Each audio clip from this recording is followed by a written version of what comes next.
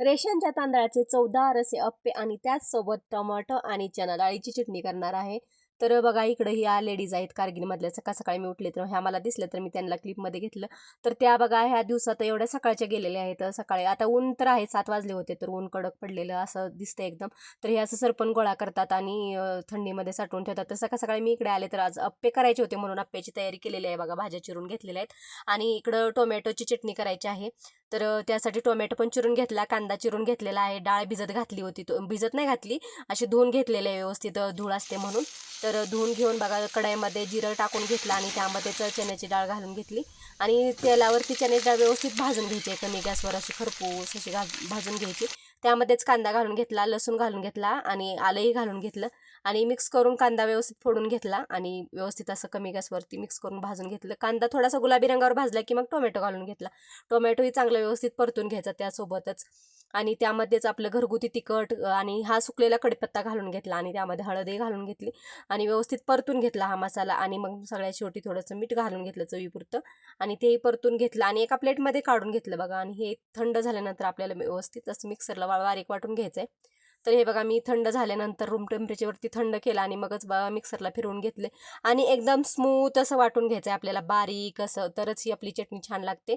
आणि चण्याची डाळ जर आपली कमी गॅसवर व्यवस्थित भाजली ना तर मग व्यवस्थित आपलं हे वाटलं जातं बघा आणि व्यवस्थित आणि छान अशी चटणी पण तयार झाली टेम्पटिंग. तर इकडं मी अप्पे पॅनमध्ये तेल घातलं आणि तेल घालून मी अप्पेचं बेटर आहे त्यामध्ये ही फोडणी करून घेणार आहे ना. अप्प्याचं बेटरसाठी मी सिंपल तांदूळ आणि तांदळाच्या निम्म्यानं उडदाची डाळ घेतली होती. त्याचप्रमाणे रात्री मी त्याची काही क्लिप घेतली नाही, मी भिजत घालून रात्रीच वाटून ठेवलं होतं फुलायला आणि त्यामध्येच मोहरी आणि जिऱ्याची फोडणी घालून घेतली आणि मिक्स करून घेतलं बघा व्यवस्थित.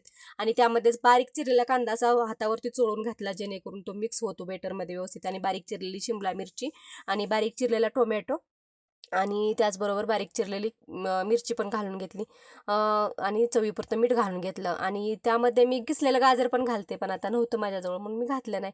तर बघा ह्या सर्व भाज्या व्यवस्थित असे आपल्याला एकजीव करायच्या आहे त्याच्यामध्ये आणि अशा भाज्या व्यवस्थित मिक्स केल्या की नाही मग आणि भरपूर भाज्या घातल्या की हेल्दी पण असतात हे अप्पे आणि चवीला तर एकच नंबर लागतात बघा. राशनच्या तांदळाचे हे अप्पे काय नाही, सिंपल राशनचे 2 ग्लास तांदूळ घ्यायचे, त्याच्या 1 ग्लास उडदाची डाळ घ्यायची आणि ती व्यवस्थित भिजत घालायचं आणि आता अप्पे पॅन तापून द्यायचं, चांगलं व्यवस्थित तापून द्यायचं कडकडीत आणि कमी गॅस करायचा. मग त्याच्यावरती तेल सोडून घ्यायचं आणि हे मग अप्पे सोडून घ्यायचे.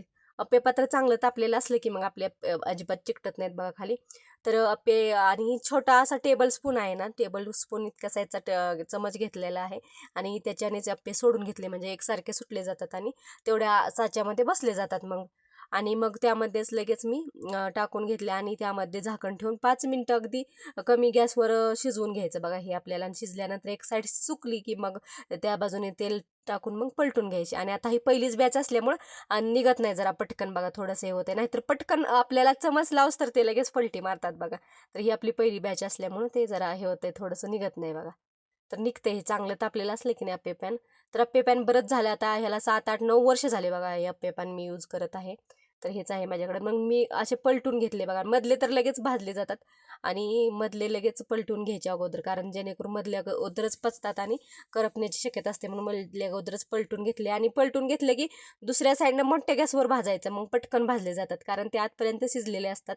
आणि दुसऱ्या साईडनं लगेच पलटून घेतलं आणि हे बघा असं खरपूस भाजून घ्यायचं दोन्ही साईडने. कोणी कोणी एका साईडनंच भाजून घेतात, दुसऱ्या साईड कच्च्याच ठेवतात, मी बऱ्याच ताईंचं बघितलेलं आहे. पण हे दोन्ही साईडनं भाजून घेतले की नाही छान चव लागते आणखीनच.